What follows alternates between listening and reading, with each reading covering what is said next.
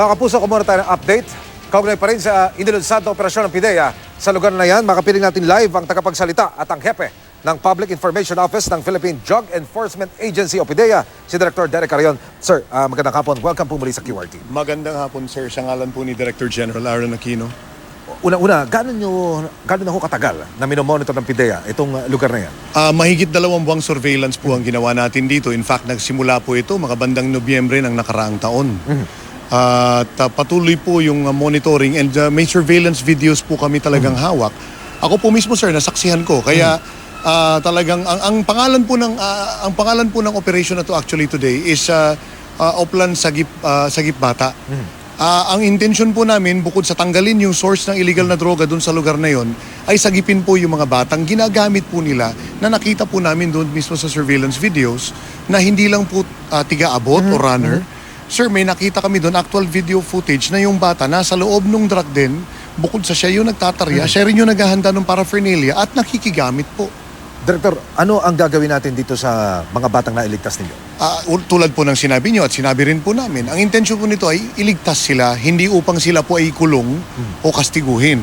Katunayan po kanina, yung mga natunghayan po natin sa social media na larawan na nailabas po ni mismong Director General Aaron Aquino sa kanyang personal Facebook account, ang sabi niya po ay ang mga batang ito ay ginagamit bilang user at ay mga user at ginagamit din bilang pushers at yung iba maintainer ng drug den.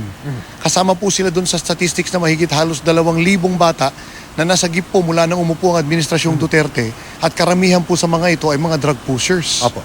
So gusto po ng ating Director General na ilayo na po sila sa environment na ganito, linisin, pakainin, pag-aralin.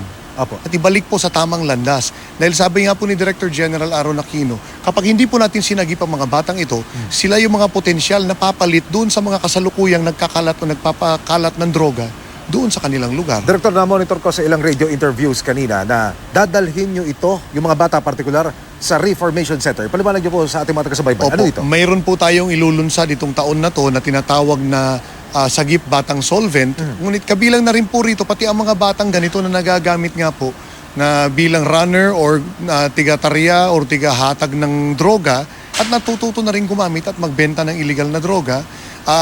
Magsasagawa po tayo ng education and livelihood program para sa kanila at ng bata pa lamang malaman nila na mayroong maayos at marangal na kabuhayan na mapagkakakitaan imbis na masangkot sa illegal na droga. Bukas na ba ito, Director, itong Reformation Center na ito? Ito po ilulunsad natin ng itong paparating na buwan ng Pebrero. Ngunit ngayon pa lang po, sinimulan na natin dahil nga po sa mga reklamo na rin ng mga residente doon at batay po sa aming actual na surveillance, nakita nga po namin na talaga itong mga bata inaabuso ng mga nandoon. Batay sa ebidensyang hawak ninyo, ilang buwan o ilang taon mamamalagi sa Reformation Center itong mga bata? Ito po ay isang programa na it will take about 3 to 4 months minimum.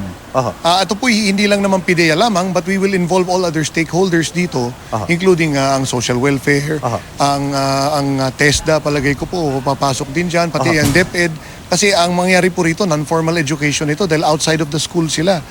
Magsasagawa tayo ng sarili nating Reformation Center na para talaga especially made para sa mga batang ganito na nasadlak sa ganitong lumilitaw, sitwasyon. Director Derek, na sila po ang unang batch ng Reformation Center. Yes, sir. Kasama na po sila itong 12 nasagip natin kanina. Susunod na tanong, nasan po yung magulang ng mga bata na ito? Meron pong mga magulang na lumitaw kanina at nagpahayag naman po ng willingness na talagang ang kanilang anak ay maisalba natin. Yung iba naman po, kasalukuyan nating sinusubukang kumbaga ay maimbitahan dito upang makapanayam po natin at ng ating malaman kung bakit nga ba nagkaganito itong mga bata. Sabi po ng mga na-interview ni Director General Aaron Aquino kanina, meron naman doon supposedly nag-aaral. Ngunit bigla na lang naiwan daw siya doon. At biglang napagamit pa, hindi na nakaalis. Alinsunod sa batas, may pananagutan ho ba ang mga magulang ng mga batang ito? Well, supposedly po dahil with this might fall under child abuse. Kasi bakit po hinahayaan nila na ang kanilang anak ay ma-involve sa illegal activities? Pag-aaralan po namin na mabuti, ngunit ang primary intent po nito, at gusto po nating ulitin, sir, hindi po upang pahiyain ng mga bata o iparada sila sa media bilang accomplishment dahil ang hinuli po natin dito ay yung mga source ng droga doon. Si alias Negro at si alias Mami Bukol. Sila po yung primary doon. Hindi po yung at yung iba pa nilang kasamang nagtutulak. Yes. Yung mga kasama doon sa labing-anim na dinamput po nating mga adults. Director, yung ilang kritiko kasi na nag-post sa social media ay bakit daw na-post itong mga bata, yung mga larawan nila, anong naabuso raw ho? Ay, anong reaksyon ninyo? Hindi ating pong ginagalang ang kanilang opinion. Ngunit uulitin po natin na ang intensyon ng ating Director General ay hindi po upang pahiyain ng mga bata, ngunit upang mulatin ang ating isipan na simulat sa pool, napakatagal na pong problema nito. Naging vicious cycle ito na bakit may mga batang nakikita sa kalsada, gumagamit ng solvent o iba pang uri ng droga, kunwari ay tatanggalin saglit, dadalhin sa local social welfare officer.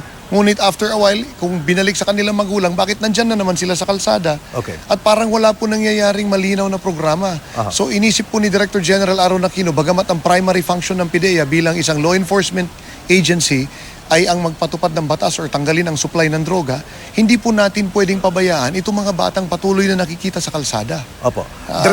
Director, ilang oras pagkatapos yung ilunsad yung raid, binalikan po ng GMA News TV Quick Response Team yung Yes, sir. area.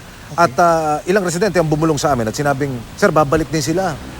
Magtatayo ulit ng mga barong-barong yan. Anong rekomendasyon o mungkahi ng PIDEA sa lokal na pamahalaan? Makikipag-ugnayan po ang ating mga pinuno ng Regional Office National Capital Region at iba pang mga tanggapan dito sa lokal na pamahalaan ng Navotas at Kung kayo masusunod, Director, anong gusto niyo mangyari? sabi nga po ni Director General Aaron Aquino, unang-una government property yung lupang yun. Yes. Kaya kung tutuusin, hindi pa natin kailangan humingi ng pahintulot Yes. upang tanggalin sila doon.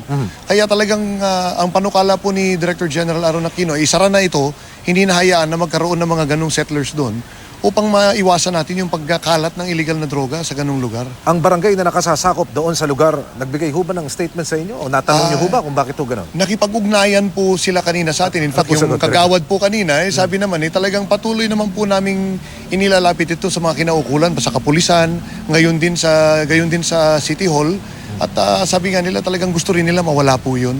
Aha. Ang ngunit talaga napakahirap daw po dahil nga pabalik-balik lang yung mga parokyano nila doon. Pati yung mga nagtutulak doon, yung iba, sabi nila hindi naman nila kilala dahil hindi naman daw residente po ng lugar na yun. Karamihan ho, doon sa mga naroroon na inabot namin kanina, Director, talaga hong wala, no comment daw ho sila. Ano sasabi niyo?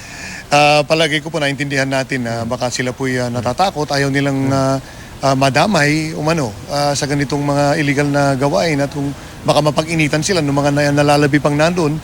Ngunit makakaasa po sila at sinabi naman po ni Director General Aaron Aquino, babalik po tayo doon. Director, maaari lang malaman, itong mga shabu na naibebenta patuloy sa mga bangketa, dyan sa mga lugar ng gaya niyan, ito ho ba'y galing pa rin doon sa magnetic lifters o bagong shipment ito? Hindi po natin kaagad masasabi yan hanggat hindi natin ito na isasailalim sa profiling o tinatawag na masusing pagsusuri sa ating laboratory service.